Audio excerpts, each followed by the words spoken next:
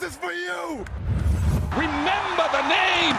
Sports Talk Zone. Welcome back. I'm Ranaja. This is Mikhail. And this is another week of Sports Talk Zone where sports is life. Today's episode is brought to you by Brina Boutique. For all your fitness apparels and gym accessories in all sizes, contact Brina Boutique on Instagram at Brina_Boutique876. This week we will start off with English Premier League football where Chelsea fall to Brentford 4-1. What was your view on that game, Mikhail Hutchinson?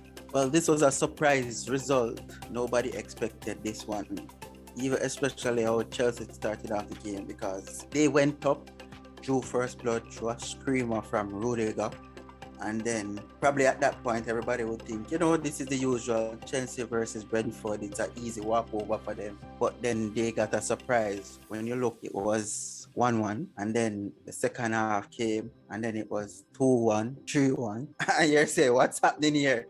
And I guess it because you see the moment Chelsea went 2-1 down and they were there chasing the game, they let themselves open up, and then they had some, defensive lapse. It was just very unfortunate for them, or I don't know if you would say unfortunate, but fortunate for Brentford. They capitalize on the opportunity, they make use of their chances. Goal by Ericsson, good to see back out there playing again, because we all know the scare that happened with him. It was a good game for Brentford, too bad for Chelsea. Arsenal supposed to love this result, because Arsenal is eyeing that number 3 position, and who would have thought? As I remember earlier in the season, Norwich versus Arsenal was a bottom of the league clash, but how the tables have turned.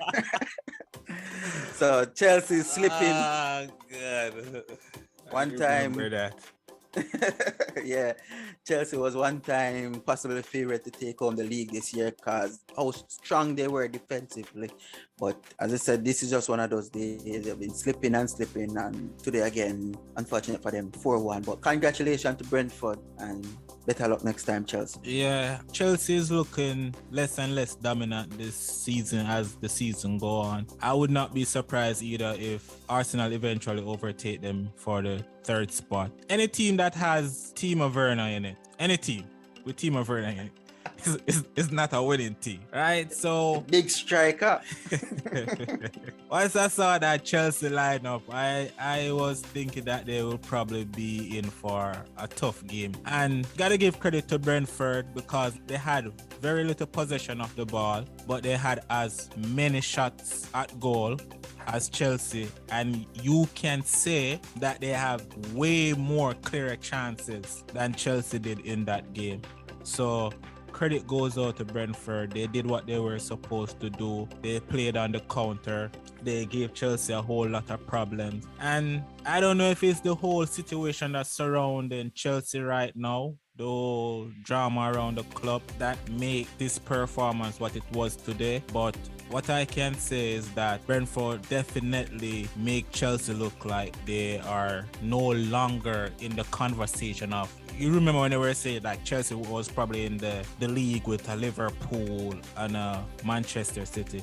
I think that performance that we saw from Chelsea definitely killed that conversation. So congratulations again to Brentford. They definitely did what they were supposed to do, and yeah, well done to them. All right, let's go on to the match of the day, which was Manchester United versus Leicester City, which ended in a 1-1 draw. Views on the game? Manchester United.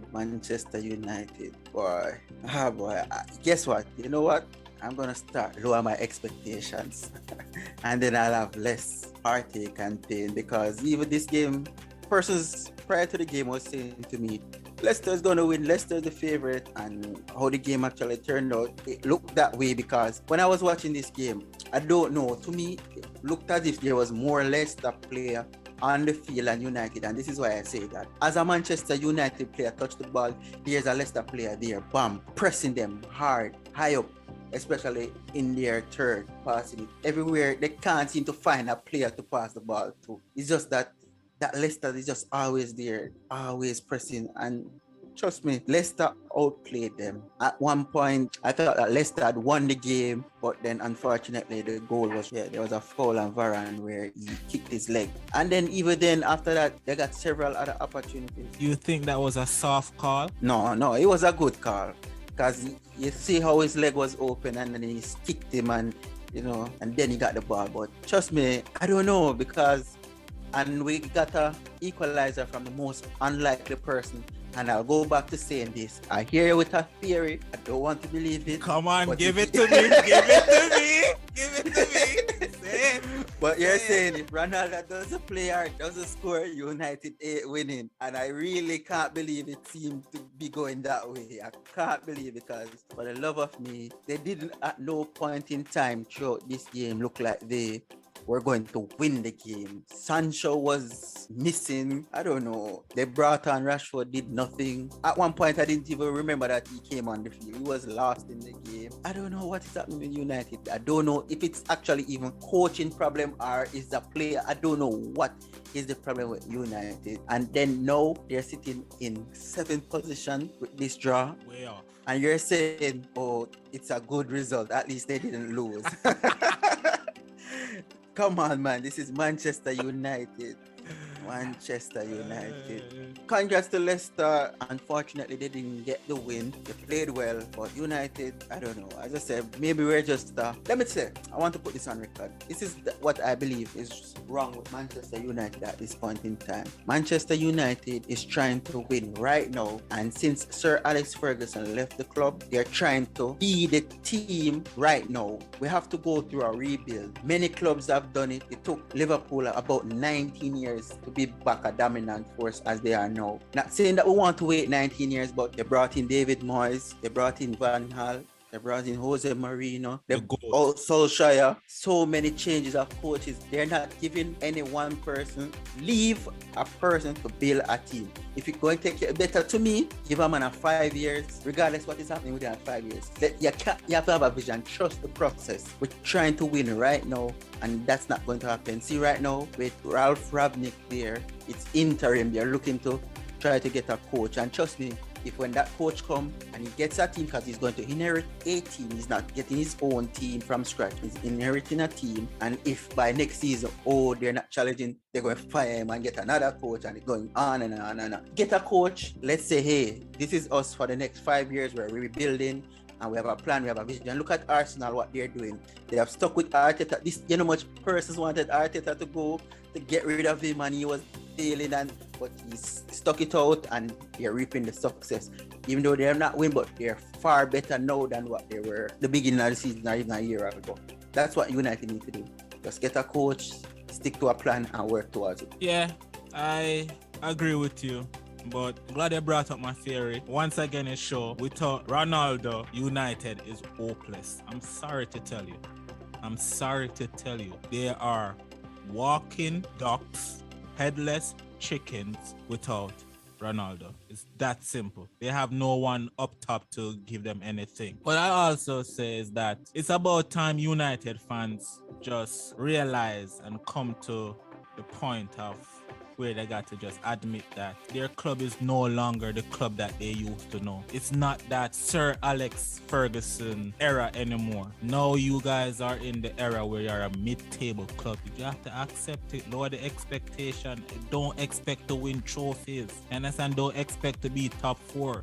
Try to see if you can make it to the Europa Conference League, right? That's where you guys have to be fighting for now. And you guys just have to come to the point that that's where y'all belong. In the mix with like the Wolves and the Aston Villa and these kind of clubs. You're not in the class of a Chelsea or Liverpool or Manchester City anymore. That's no longer the case. Right now, all Manchester United is a club filled with big names, big wages. That's it. They have no winning structure, no winning mentality. And you guys just have to reach the point where you're able to accept that. Once you guys accept that, I don't think you'll have any problem. As far as the game concerned, yesterday, United didn't seem like they wanted to win at all. They weren't hungry.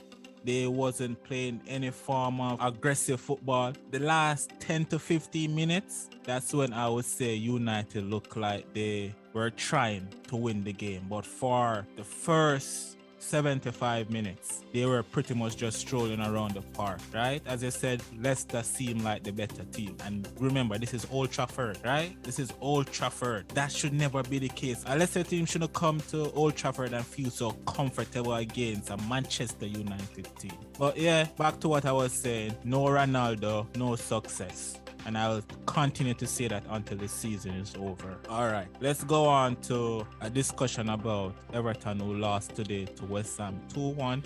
They are now 3 points away from relegation with 2 games in hand. Do you believe that Everton will go down or they will manage to stay up? This is a tricky one. But what I will want to know, what or how has Everton arrived being in this position? Because I can remember for the longest while, Everton has always been that club who has always been in the mix, right there, just hovering outside that 6th, 5th, that position, 7th, right, that mid-table team. And to now being 2 points from being in the bottom 3, battling almost you can say to avoid relegation. And they have very good players. So, and don't forget, they spent a lot of money in the transfer window. Exactly. And even at the beginning of the season, based on the players that they would have brought in and started the season with, because Dele Alli is a good player. Alex Iwobi is a good player. Even Van der Beek came over because he was being stifled. But prior to being at United, we saw what he did in the Dutch league. He was a very good player. I don't think we can question team itself on paper. It's definitely a decent team on paper. Shouldn't be in the position they are currently at. I will agree with that. Even Richarlison, Calvert-Lewin. You remember when Calvert-Lewin was hotting up the leagues, can't stop scoring. I just don't know what happened. Will they stay up? I hope so. Because trust me, if they were to be relegated, I'm sure a lot of these players are going to leave the club. And we know what tends to happen after that. It's going to take forever for them to probably reach back in the Premier League. The club will crumble. I'm pretty sure all of those players have a relegation clause in their contract. 100% Well, there sure you go. about that. So, I don't know. Lampard have a uphill battle. After coming off that difficult task at Chelsea, you get... To me, this is probably even a more difficult situation that you're in. Although I think they will stay up. I don't think that, because they still have 2 games in hand. And I think they will come out of this position probably either up to 15 maybe. But let's see. But I think they will survive. They are definitely going down. Absolutely. Positively going down. Firstly, I think the players who are at this club, most of them have never been in this type of position. They can't keep clean sheet, and when you're fighting a relegation battle, that is very imperative for the team to defend well, to ensure that they can carry the game as long as they possibly can to even nick a goal at the end or something of that sort. And Everton don't play that type of football. Everton still want to play very expansive, top level type football, which might be to their detriment. They don't have the type of coach either for this kind of situation. What have Frank Lampard done for us to believe that he's able to keep a team from being relegated? All the teams that are behind Everton has been in this situation before. They know what it is like to fight relegation battle, right? Everton has no clue about this. So this is why I am picking them to go down. And I think that is good for the Premier League. It shows that no matter how strong a club might be or how powerful they might be, there is a possibility of you being relegated. You never know, next year we might look and it is Manchester United going down. You understand? So yeah, I think they're going down. They have never been in this situation before. Too many players I don't think are going to play like a defensive set kind of ball game. They're not going to play a defensive type of ball game to ensure that they fight through this situation right now. So yeah, Everton to go down, promise you. Let's move on to the Champions League quarterfinal. Let's get a little bit of your prediction for the games coming up. I just need a scoreline, that's it. The scoreline will be pretty difficult to call, but I can tell you who the winners will be, but I'll still try to give you the scoreline. I'll start off with Benfica versus Liverpool. Well, I'm taking a Liverpool win there, probably 2-1 in favor of Liverpool, even though it's at home for Benfica, but I just see Liverpool have the firepower. City versus Atletico, I'm seeing a 2-0 here for Man City, and I can put it out there. If Raheem Sterling starts or in place, he'll be scoring. Yeah. I love Raheem. 2-0 for City. Bayern versus Villarreal. I'm going to say 3-0 for Bayern. And then keeping no clean sheet, bro. Keep going though. Right, we'll see about that this trip. But Chelsea versus Real Madrid. This now is the game of the quarterfinals. I say I have, based on what we're seeing in recent forms, Chelsea hasn't been playing great football. So, and with their defensive laps and woes, people will probably attribute it to Reece James and Ben Chilwell went out at the same time. But I'm giving it to Real Madrid, taking this one 2-1. Those are my predictions. All right. My prediction for this round, let me start off with Manchester City versus Atletico Madrid. I am going to say 3-1 to Manchester City. I don't think much explanation is needed for that. Man City, obviously, the best team in world football right now as far as quality of players are concerned. Benfica versus Liverpool. I don't like calling Liverpool games, but I'm going to do it anyways. I'm going to say Liverpool 2, Benfica 0. It's not going to be easy 2-0 in my opinion. I think it's going to be a 2-0 that Liverpool will have to work hard for. I don't see Liverpool defense getting breached. We are playing very well defensively. Villarreal versus Bayern Munich. Bayern 4, Villarreal 2. Bayern is just that type of team. They just know how to get goals from anywhere on the field, and that made them dangerous. They obviously have the best striker in world football. That's fair, right? Villarreal is a very tricky team, so you never know what they might come with. So that's my reason for giving them a goal or two. Plus, Bayern just don't keep clean sheet. I guarantee if Bayern play freaking Aubameyang get a goal, but Bayern might win 20-1 or something like that. Chelsea versus Real Madrid, as you said, the game of the quarterfinals. I'm going to go with Chelsea 2-1. Even though they were terrible yesterday, I'm just sticking with the factor that Chelsea have a good record against Real Madrid, and the coach also have a good record against Real Madrid. This is just based in history more than in reasonability or logics. Chelsea 2, Real Madrid 1. Okay. All right, let's talk some basketball now, Mikhail. Lakers lost to the Pelicans even though AD and LeBron returned. Did you happen to see that game? Remember while that game was on, I was saying to you, how did the Lakers lose that game? Oh, the Lakers was right there. As a matter of fact, the Lakers was actually leading, and I don't know what happened. Oh my gosh. Well, we can safely say, and this came off LeBron April Fool's Day saying, oh, see y'all next fall. That's it for the season, I'm out. Definitely next fall now. You should have followed his tweet. It shouldn't be an April Fool's tweet. It should just work with what he was saying. Because trust me, at this point in time, don't make any sense. Although persons probably will say that he still have opportunity to win the scoring title, yada yada yada. But rest your body, come back good next season. That's it. Lakers are out. They're doomed. AD is back, but he's not at 100%. I saw how he's limping and not up and down the field as much as how he used to or at full capacity. But even with him, I knew that he came back trying to help them to win these final stretch of games. But based on what we have seen, 2 losses now since he has been back, man, go get some rest and come back good next season. I think the Lakers should probably try to trade him though, but let's see. We know it's now over for the Lakers pretty much. It's simple, man. Lakers, they trash. We thought they were better, but obviously they are not. I guess we overestimated the capabilities of these players and what they would have given us this season, but it is what it is. I had higher expectations of them, but obviously once again they have proven to us that they were not able to get it together, not able to build that chemistry that we were talking about earlier in the season, gel together and all that thing. They eventually just didn't get it right, and I can probably guarantee you that next season we won't be seeing some of these players, and I think we won't be seeing the coach either. Mr. Vogel, time for you to go. I think that's it for him. Okay, the regular season is about to come to a close, Mikhail. Who was your surprise team for this season, and also who was your most disappointed team? To me, there are two teams that has disappointed me so far. The Los Angeles Lakers and the Brooklyn Nets.